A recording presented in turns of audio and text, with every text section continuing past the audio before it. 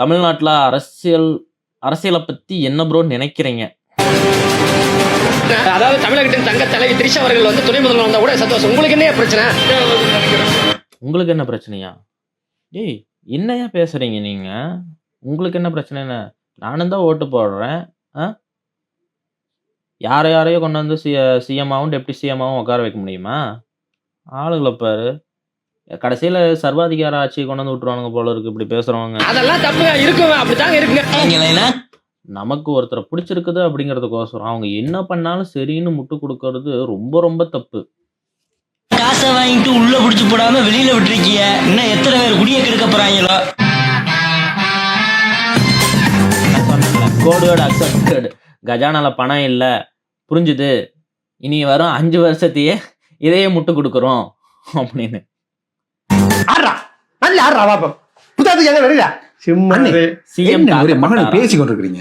எனக்கு ஒரு லட்சியம் இருக்கண்ணே. என்ன லட்சியம்? இந்த மகனே இந்த நாட்டுல ஒரு பெரிய ஒரு அரசியல் தலைவனாக்கி ஆட்சியை கைப்பற்றணும் ஒரு லட்சியம் இருக்கண்ணே. நல்ல விஷயம் தான். சூப்பர் அண்ணே. அதுக்கு என்ன செய்யணும்? அதுக்கு அண்ணே சட்டம் படிக்க வேணும், லோ காலேஜுக்கு போகணும், பெரிய ஒரு அரசியல் கட்சியில சேர்ந்து நிறைய காலம் வேலை செய்ய வேணும், பட் மக்கள் தொண்டு நிறைய செய்ய வேணும்.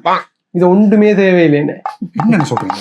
நல்லா டான்ஸ் ஆட தெரிஞ்சிருக்கணும், நல்லா நடிக்க நல்லா கூட தேவையில்லை, ஒரு அளவுக்கு மாசம் நடிக்க தெரிஞ்சிருக்கணும். 2 வருஷத்திலேயே கட்சி தொடங்கி 2 வருஷத்திலேயே ஆட்சியை பிடிக்கலாம் அண்ணே. என்ன சொல்றீங்க நீங்க? அண்ணே பிரச்சாரத்துக்கு போக தேவையில்லை, பத்திரிகையாளரை சந்திக்க தேவையில்லை, வீட்டை படுத்து கிடந்து ஆட்சியை பிடிக்கலாம் அண்ணே. இப்பத்தி நிலவரம் அதாங்க சொல்லு. தஞ்சாவூர் ஜில்லாக்காரி சுறா டான்ஸுக்கு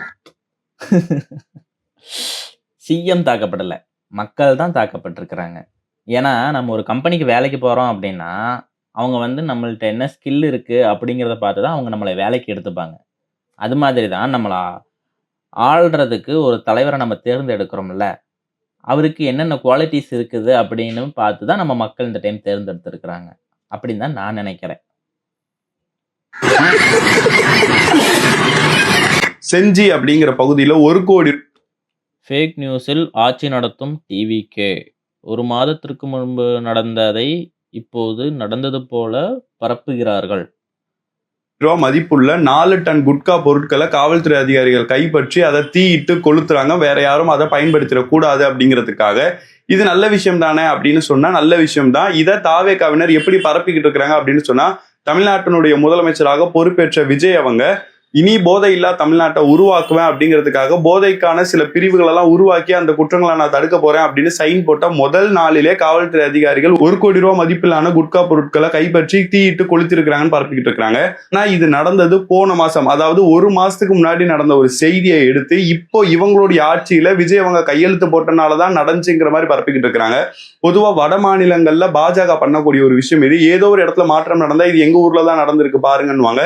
வெளிநாட்டுல இருக்கக்கூடிய வளர்ச்சியெல்லாம் போட்டோ எடுத்து இது குஜராத்ல நடந்திருக்கிற வளர்ச்சி தான் பாருங்க அப்படின்வாங்க. அந்த அளவுக்கு தாவேகாவினுடைய ஆதரவாளர்கள் பிஜேபி RSSக்கு கொஞ்சம் கூட குறைவும் இல்லாத அளவுக்கு இன்னைக்கு பொய்யான செய்திகளை மக்கள் மத்தியில பரப்பிக்கிட்டு இருக்கிறாங்க. மக்களும் இதை உண்மைதான் நினைச்சுக்கிட்டு ஷேர் பண்ணிக்கிட்டு இருக்கிறாங்க. இது பொய்யான செய்திங்கிறத மக்களுக்கு நீங்க ஷேர் பண்ணி தெரியப்படுத்துங்க. இந்த நம்ம ஊர்ல ஒன்று சொல்லுவாங்க, அவன் சொன்னா உனக்கு எங்க போச்சு புத்தி அப்படின்னு. அவங்க ஃபேக் நியூஸ் பரப்புறாங்க, அதை மக்கள் நம்புறாங்க. பார்த்தீங்கன்னா மக்களுக்கு தெரிய வேண்டாமா? அவர் கையெழுத்து போட்ட மறுநாளாவோ இல்லை அடுத்ததுலேயே எப்படிடா 1 டன் இதை நீங்கள் பிடிச்சிங்க அப்படின்னு அந்த கமெண்ட்ல யாரோ ஒருத்தன் கூடவா கேட்டிருக்க மாட்டான். ஆனால் அத்தனை பேரும் வந்து எனக்கு என்னோட இதுலேயே இன்ஸ்டாகிராம் ஸ்டோரியிலையும் சரி, வாட்ஸ்அப்லேயும் சரி, விஜய் பதவி ஏற்றின பிற்பாடு 1 டன் இதை பிடிச்சி இது போட்டாங்க அப்படின்னு எல்லாம் ஸ்டேட்டஸ் வச்சுட்டு இருந்தாங்க. இதை வந்து ஒரு பெரிய ஆக்சுவலாக அது அப்படி கிடையாது அப்படிங்கிறது இந்த பிரதர் வந்து ரொம்ப தெளிவாக விவரித்து சொல்லியிருக்கிறாரு. இதுக்கு மேலேயும் இதை நம்புறீங்க அப்படின்னா ஒன்றும் பண்ண முடியாது.